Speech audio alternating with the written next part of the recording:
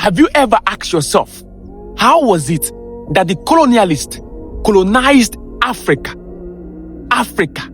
despite the fact that they were little in number? How were they able to do it? You see, the truth remains that the colonialists did not colonize or conquer Africa using their own soldiers. The British did not colonize Africa using British soldiers.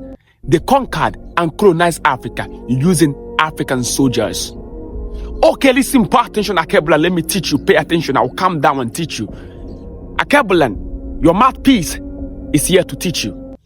You see, what we must understand is that at the height of colonial expansion, Britain faced a major problem.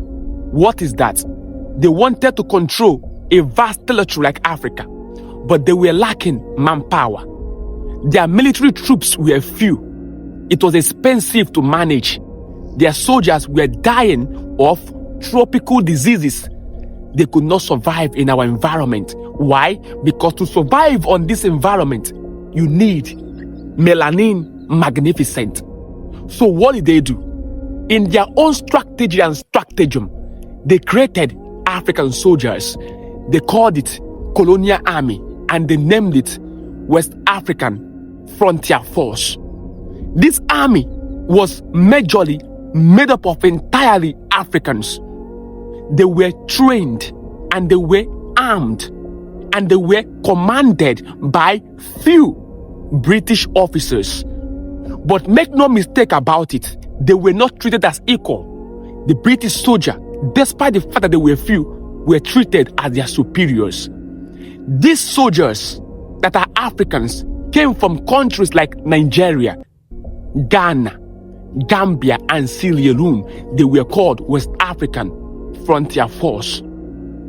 They were lied to. These young Africans that joined this army were lied to. They were told that by joining this army, they will earn respect, they will earn honor, they will earn wages. They were told that they were fighting for civilization. So they were used to conquer resistance in Africa. They were used to crush fellow Africans because the colonialists knew something, that it is easier to conquer a people using their own sons. That is why Chinua Achebe, the Nigerian writer, made us to understand in Things Fall Apart that what weakened the people of Umuofia wasn't that the white man put a knife on the things that held them together and things fall apart. No, what weakened them was that their sons have joined the white men.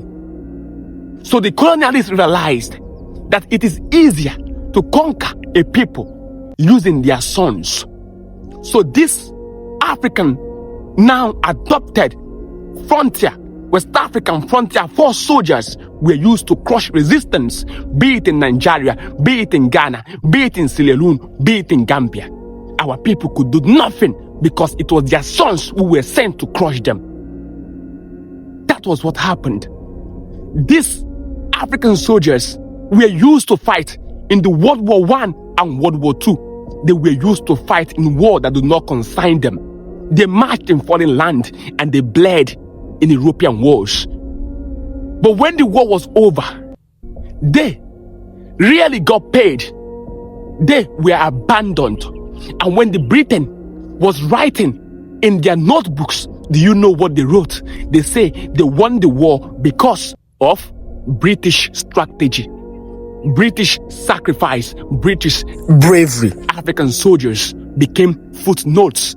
They went home hungry, unpaid. They went home traumatized. They went home injured and maimed. That is what you get. That is what you get when you join the enemy to fight against your own brothers. That is what you get. That is what you get when you betray your own people. That is what you get when you become a city boy. You see, why this story matters is this. It showed us that the British Empire did not fall because of moral awakening. No, the British Empire fell because the cost of control became very high.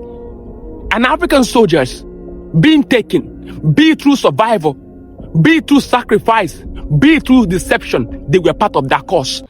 Because acknowledging them poses one dangerous question. It shows and asks the question, who really made the sacrifices? Who really fought? Who really gets erased? These men of African army carried an empire on their shoulders, but for the wrong cause.